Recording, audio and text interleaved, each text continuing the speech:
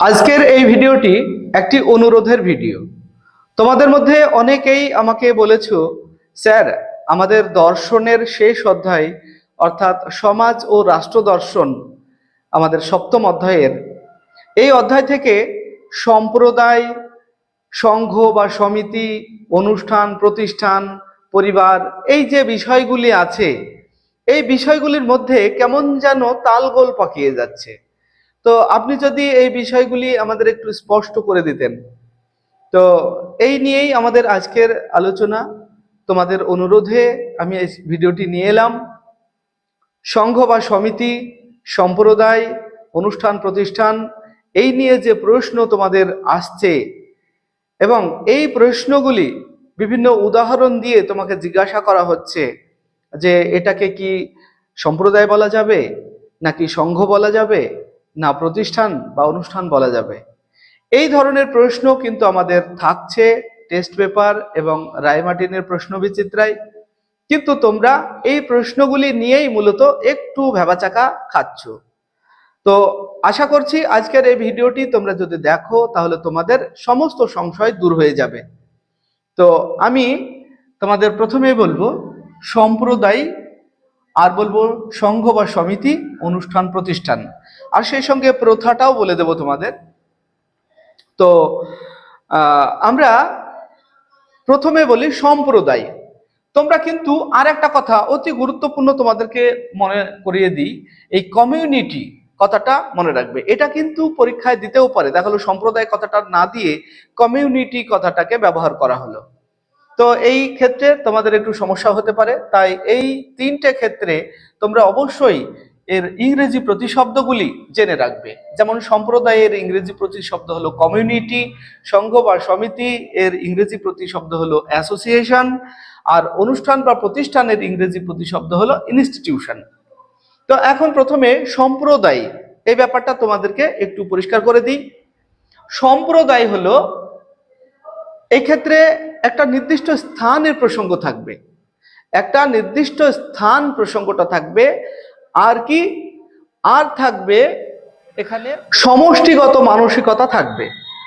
অর্থাৎ কিছু মানুষ একটা নির্দিষ্ট স্থানে বসবাস করবে এবং তাদের মধ্যে অর্থাৎ আমরা বোধ থাকবে। এই ব্যাপারটা মনে রাখতে হবে। আর একটা বিষয় এখানে খুবই গুরুত্বপূর্ণ, সম্প্রদায় হতে গেলে যেটা সামাজিক চাহিদা আমাদের এখানে পূরণ হয়। আর সম্প্রদায়ের মধ্যে সদস্য হওয়ার জন্য এখানে কোনো টাকা দিয়ে সদস্য হওয়া এরকম ব্যাপার থাকে না, এটা জন্মগতভাবে হয়। একটা নির্দিষ্ট অঞ্চলে কিছু মানুষ বসবাস করবে, সেটাই হলো সম্প্রদায়। যেমন ধরো কৃষক সম্প্রদায়, শিকারী সম্প্রদায়, এরকম। আশা করছি সম্প্রদায় নিয়ে তোমাদের কোনো সমস্যা হবে না। তাহলে কমিউনিটি ব্যাপারটা মনে রাখবে। আর সংঘ সমিতি, তোমাদের সমস্যা হয় সংঘ সমিতি আর অনুষ্ঠান প্রতিষ্ঠানে। আমি বুঝতে পারছি যে সংঘ সমিতি আর অনুষ্ঠান প্রতিষ্ঠানে তোমাদের সবচেয়ে বেশি সমস্যা হয়, তবে এই জায়গাটা খুব ভালোভাবে একটু খেয়াল রাখো। সংঘ বা সমিতি এর ইংরেজি প্রতিশব্দ অ্যাসোসিয়েশন। তবে এই অ্যাসোসিয়েশন গঠনের ক্ষেত্রে কিছু মানুষের সংগঠিত একটা উদ্দেশ্য সাধনের জন্য সংগঠিত হয়, তারা একত্রিত হয় কিছু উদ্দেশ্য সাধনের জন্য। যেমন ধরো শ্রমিক সংগঠন, এটা সংঘ বা সমিতি বলবো আমরা। তারপরে আমাদের অনেক ক্ষেত্রে ধর্মীয় প্রতিষ্ঠানকেও সংঘ বা সমিতি বলে থাকি। মানে এই ক্ষেত্রে একটা জিনিস কি মনে রাখবে, যে তোমাদের উদ্দেশ্য মানে কিছু মানুষের উদ্দেশ্য সাধনে একটা সংগঠন তৈরি করা হবে। তবে এই সংগঠন ব্যাপারটাকে মনে রাখবে, সংগঠন যদি হয় তবে সেটা অবশ্যই সংঘ বা সমিতি বলবে। যেমন তোমরা এখানে একটা প্রশ্ন হয়তো করতে পারো বা তোমাদের সমস্যা, যে স্কুল এটা কি আমরা সংঘ বলবো নাকি এটা অনুষ্ঠান বা প্রতিষ্ঠান বলবো, এই নিয়ে তোমাদের একটা সংশয় তৈরি হয়, সেটা স্পষ্ট করে দেবো এই ভিডিওতে। তাহলে আমরা দেখব সংঘ সমিতি এটা একেবারে একই শব্দ, সমার্থক শব্দ, সংঘ সমিতি আর সঙ্গে অ্যাসোসিয়েশন। আর অনুষ্ঠান বা প্রতিষ্ঠান, অনুষ্ঠান বা প্রতিষ্ঠান এই ব্যাপারটার মধ্যেই তোমাদের সবচাইতে বেশি একটু সমস্যা হয়, যেটা হলো অনুষ্ঠান বা প্রতিষ্ঠান এর দুটো অর্থ আছে। ইনস্টিটিউশন এর দুটো অর্থ আছে, একটা ব্যাপক অর্থ আর একটা হলো সংকীর্ণ অর্থ। এই দুটো অর্থের জন্যই তোমাদের গন্ডগোলটা হয়। তো দুটো অর্থ কি, মানে আমরা যদি এখন বলি একটা স্কুল, স্কুল স্কুল এটাকে আমরা সংঘ বলবো নাকি অনুষ্ঠান বলবো নাকি প্রতিষ্ঠান বলবো, এই নিয়ে কিন্তু তোমাদের সংশয়।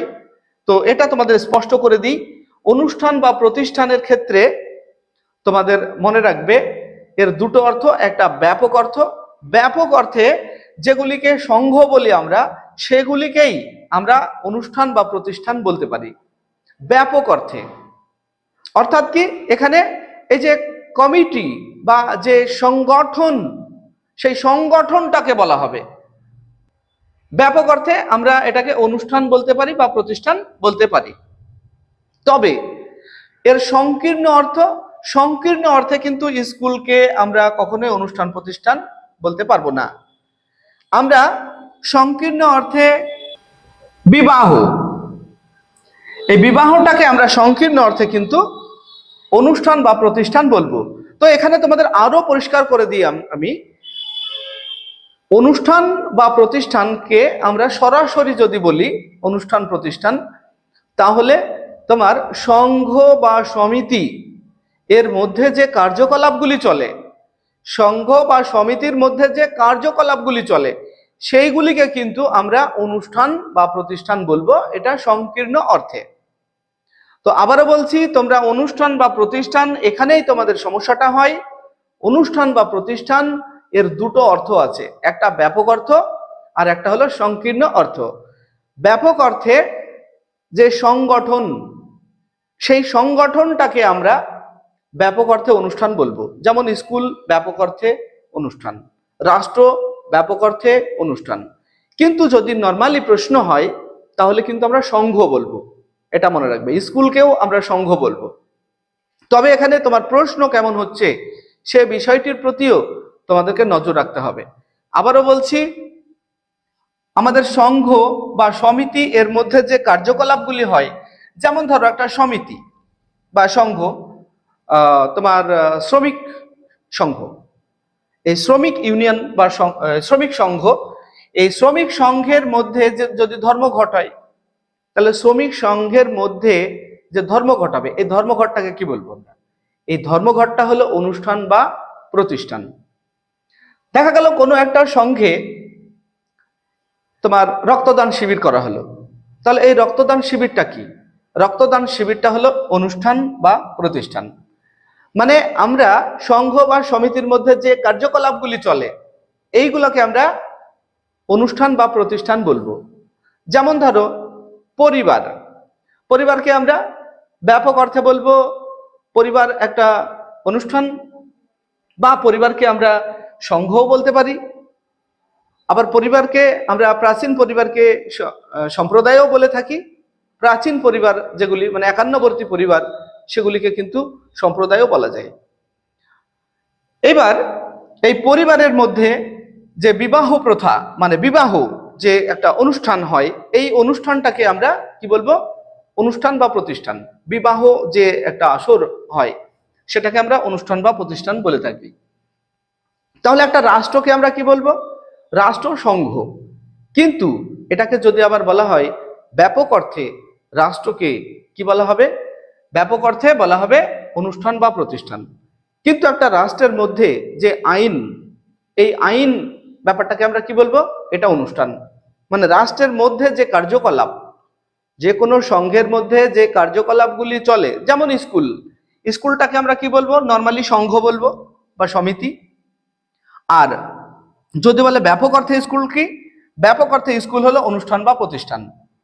আর যদি বলে সংকীর্ণ অর্থে, তাহলে কিন্তু স্কুলকে আমরা সংকীর্ণ অর্থে অনুষ্ঠান প্রতিষ্ঠান বলতে পারবো না।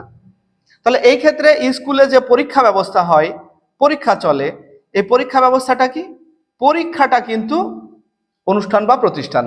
অর্থাৎ স্কুলের মধ্যে যে কার্যকলাপগুলি চলে, সেগুলি অনুষ্ঠান বা প্রতিষ্ঠান। তাহলে এটা আশা করি বুঝতে পেরেছো যে অনুষ্ঠান বা প্রতিষ্ঠান হলো সংঘ বা সমিতির মধ্যে যে কার্যকলাপগুলি চলে। যেমন ধরো একটা সংঘ, সেখানে একটা মিটিং ডাকা হলো, সেই মিটিংটা কি? এই মিটিংটা হলো অনুষ্ঠান। আর ওই সংঘটা হলো, সংঘ মানে একটা কমিটি বা সংগঠিত যে প্রতিষ্ঠান, সেটা হলো সংঘ। কিন্তু সেই সংঘের মধ্যে যে কার্যকলাপগুলি চলে সেইগুলিকে আমরা অনুষ্ঠান প্রতিষ্ঠান বলবো। তবে সংঘ বা সমিতিকে আবার যদি ব্যাপক অর্থে বলা হয় তাহলে অনুষ্ঠান বা প্রতিষ্ঠান। তবে এটা মনে রাখবে তোমরা, প্রশ্নের ধরনটা কি আছে, প্রশ্নের উপরে নির্ভর করবে তোমার উত্তর কি হবে। প্রশ্নটাকে বুঝে নিতে হবে। এখন যদি বলে ব্যাপক অর্থে স্কুলকে কি বলা হয়, ব্যাপক অর্থে রাষ্ট্রকে কি বলা হয়, তখন অনুষ্ঠান বা প্রতিষ্ঠান বলতে পারো। ব্যাপক অর্থ যদি বলে, নর্মালি যদি ব্যাপক অর্থ কথাটা উল্লেখ না থাকে তাহলে সংঘ বলবে বা সমিতি বলবে। তবে অপশন কি আছে সেটার উপরেও নির্ভর করবে। আর সবশেষে সবচেয়ে বড় কথা তোমাদের বলবো, তোমরা ইংরেজি ভার্সনগুলি দেখবে, তাহলে তোমরা একদম ক্লিয়ার হয়ে যাবে। যদি কমিউনিটি, এটা সম্প্রদায়ের ক্ষেত্রে ব্যবহার করা হয়, সংঘ অ্যাসোসিয়েশনের ক্ষেত্রে, আর অনুষ্ঠান বা প্রতিষ্ঠান ইনস্টিটিউশনের ক্ষেত্রে। তাহলে আশা করি তোমরা বিষয়টি পরিষ্কার বুঝতে পেরেছো। ভিডিওটি তোমাদের কেমন লাগলো? যদি ভালো লাগে লাইক, কমেন্ট এবং শেয়ার করবে। আর এই ধরনের ভিডিও আরো পেতে তোমরা আমাদের চ্যানেলটিকে সাবস্ক্রাইব করে রাখবে। আর তোমার যদি কোনো জিজ্ঞাসা থাকে তাহলে কমেন্ট করে জানাও, তোমার জিজ্ঞাসার পরিপ্রেক্ষিতেই আমি ভিডিও বানিয়ে দেব। তুমি যদি ফেসবুক থেকে দেখে থাকো তাহলে আমাদের পেজটিকে ফলো করে রাখো। আসছি পরবর্তী ভিডিও নিয়ে, সে পর্যন্ত সবাই ভালো থাকবে, সুস্থ থাকবে। ভিডিওটি শেষ পর্যন্ত দেখার জন্য ধন্যবাদ।